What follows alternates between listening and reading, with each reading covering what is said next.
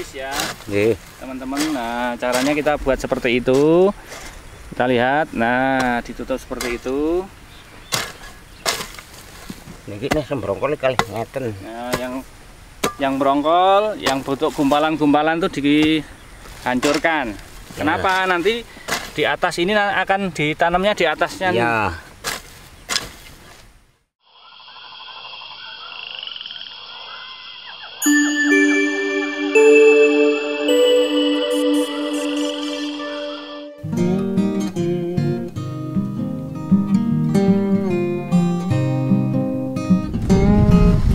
Nah, teman-teman, tadi ya, setelah lahan ini dicangkul semuanya, dibuat dirata semuanya, kemudian langkah kita berikutnya adalah membuat alur tanam. Di mana alur tanam ini, ya, alur tanam ini nanti fungsinya adalah untuk meletakkan pupuk organiknya di setiap alur tanam ini. Nah, ini tenaga itu lagi ngelangsir, lagi memindahkan pupuk organik ke seluruh bagian lahan ini, ya, yang nanti akan kemudian diaplikasikan di alur tanam ini. Jaraknya berapa? Itu sangat variatif sekali, ya. Bisa 1 meter, bisa 90 cm, bisa 80 cm, bisa 70 cm. Nah, kemudian jarak antar tanam itu bisa 30, 35, 40. Itu variasi kita masing-masing. Tapi kami di sini di Wonosobo itu mengambil standar dari pengalaman kami. Kita buat jaraknya itu adalah 90 cm, ya. Maksudnya apa? Maksudnya ketika nanti tanaman ini berusia 3, 4, 5 tahun, ya, nanti akan muncul tunas-tunas. Kalau ini kita tanam terlalu rapat, kurang dari 90 cm, biasanya ini akan cepat penuh, ya. Kalau kita tanam di atas 1 meter, ini terlalu tidak efisien karena terlalu lebar. Ya, oleh karena itu cara optimum antar titik tanam itu kita gunakan 90 cm. Kemudian nanti tanaman antar dalam satu baris ini jaraknya kita buat antara 30, ya, 35 cm ke sana. Gitu. Ya, ini adalah pembuatan alur tanaman.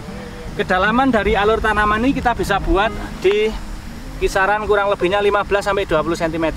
Ini nanti yang pupuknya ini. Nanti akan kita praktekkan bagaimana cara aplikasi pemupukannya, kemudian menutup kembali lahan ini untuk kemudian siap ditanami bibit rami.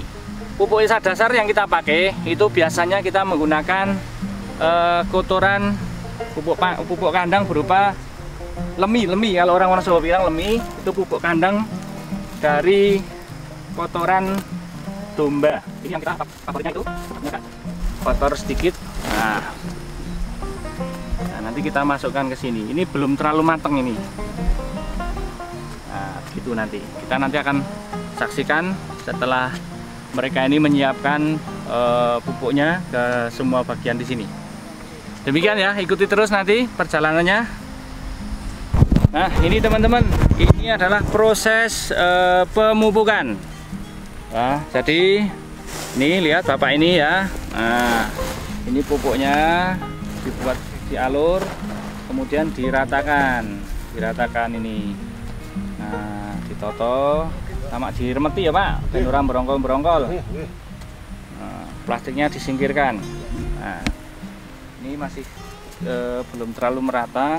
Ini harusnya kita ratakan gitu ya, kita ratakan biar ini semuanya nanti di semua alur ini pupuknya merata.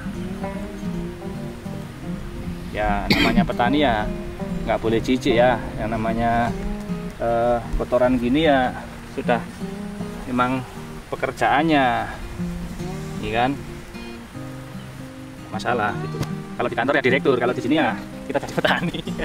Jadi nggak usah caim-caiman ya. Oke, ini seperti ini. Jadi, nanti dibuat rata sampai kemudian nanti ini akan kita tutup ya. Ini di damel rotong ya Pak nggih? Nggih.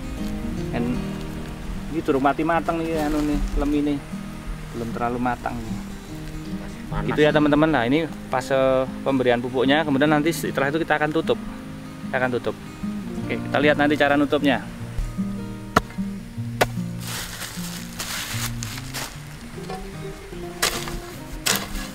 Tipis ya, teman-teman. Nah, caranya kita buat seperti itu. Kita lihat, nah ditutup seperti itu. Ini sembrongkol kali ngeten. Nah, yang berongkol, yang butuh gumpalan-gumpalan tuh dihancurkan. Kenapa? Nanti di atas ini akan ditanamnya di atasnya. Ya. Nah, seperti itu. Agak liat ya, bukan tanah berpasir murni. Jadi tanahnya itu agak menggumpal-gumpal ini. Nah, ini memang kita anjurkan biar nanti ketika kita tanami bibit rami itu mudah. Dan penanaman itu harus di atas alur di atas kompos ini ya, di atas tanaman kompos ini. Itu ada apanya itu.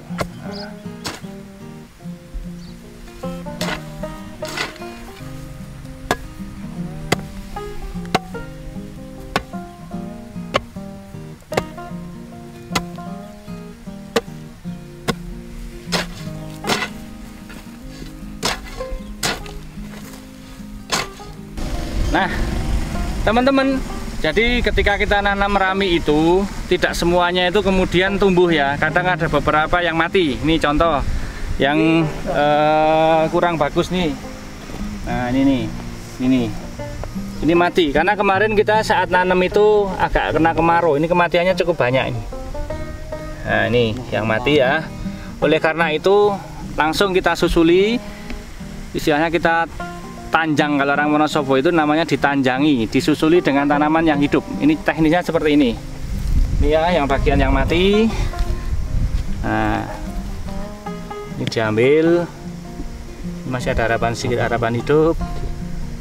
Ini ganti aja lah, ganti aja. Enggak didobelkan Pak, biar tumbuh penyakit lagi. Penyakitan enggak nih? Busuk ini. Busuk. Kalau busuk nggak ada harapan hidup. Nah, didobeli nanti yang masih ada hidupnya dobeli. Ya mungkin memang ini bulan Agustus ini cuacanya nggak stabil banget ya. Kita nekat nanam karena harapannya ngejar target produksi dan ya banyak yang mati. Itu resiko dari seorang petani. Nah, itu kita lihat aktivitas dari sana. Jadi lahan ini kurang lebihnya hampir 2 hektar sampai ke titik terbawah yang belum diapa-apakan itu. Kalau yang lagi jalan itu mereka yang akan melakukan pemupukan.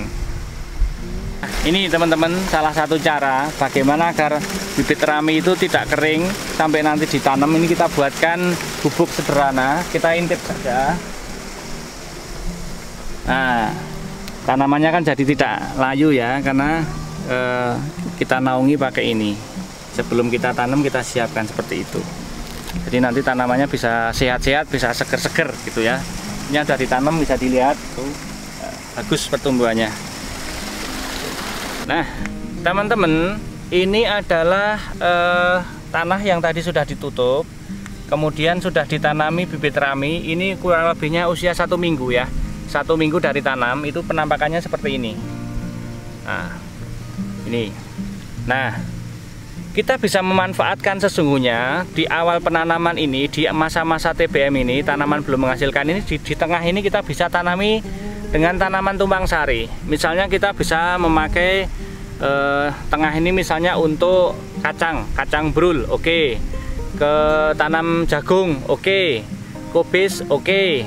Kemudian pacong, oke. Prinsipnya tanaman apapun yang usianya itu kurang dari 3 bulan, 4 bulan itu bisa ditanam di awal dibarengkan dengan tanaman rami ini. Nanti kita akan lihat di satu lokasi yang diintegrasikan dengan tanaman pacong ya. Nanti seperti apa kita bisa lihat. Nah, ini tanamannya nanti akan seperti ini. Nah, dari usia ini nanti kita tinggal nunggu sampai 4 bulan.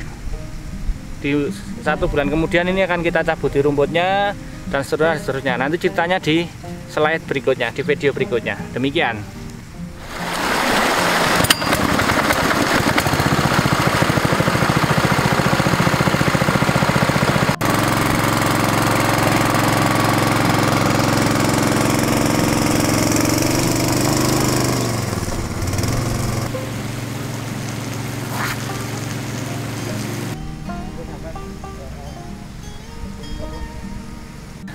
kita bisa manfaatkan di pinggiran pematang ini dengan tanaman, misalnya tanaman ketela pohon ya.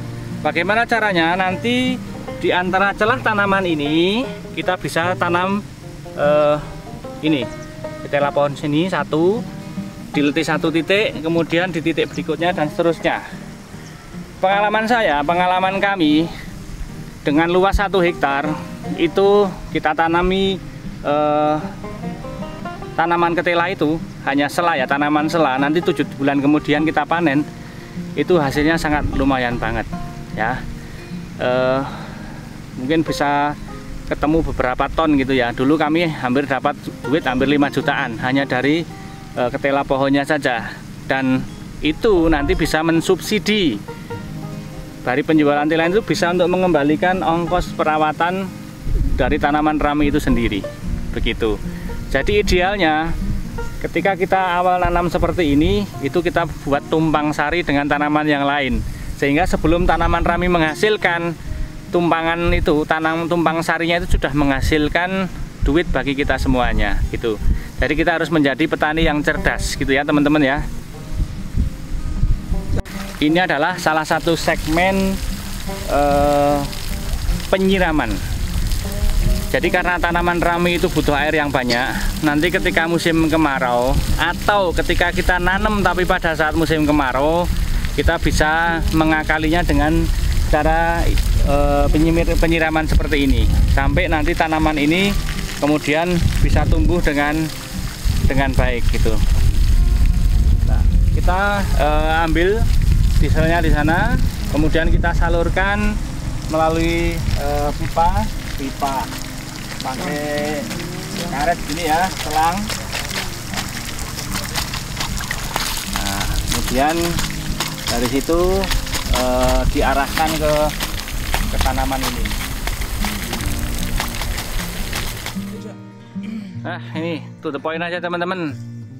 Kita tadi ngomong tentang tumpang sari ya. Nah, ini salah satu contoh lahan rami yang di masa TBM, tanaman belum menghasilkan itu, kita tumpang sari dengan pakcong ya. Nah, ini kita bisa lihat tanaman raminya masih nunggu. Ini sebentar lagi juga sudah panen ya. Jadi ini kita tanamnya itu, kalau ini ada 2 titik tanam, ini kita taruh di sampingnya. Maksudnya apa? Karena saat penyiangan ini lebih mudah dihandle. Tapi kalau ini ditanam di tengah, pas penyiangannya agak kesulitan ya. Kemudian di sini ada juga bekas pemumpukan pupuk susulan ini. Ya, ini ada lubang-lubang ini. Jadi ini untuk yang pertama tadi kan pupuk dasar. Setelah ini diwatun, disiangi, pupuk anorganiknya kita masukkan di situ. Nah, ini setelah ini apa? Setelah ini kita tinggal nunggu. Setelah ini nanti kita tinggal nunggu 3 bulan. Nanti tanaman begini kita pangkas, nah kita tinggal panen kontinu setiap 2 bulan sekali. Kurang lebihnya seperti itu. Jadi simple, nggak pakai ribet ya.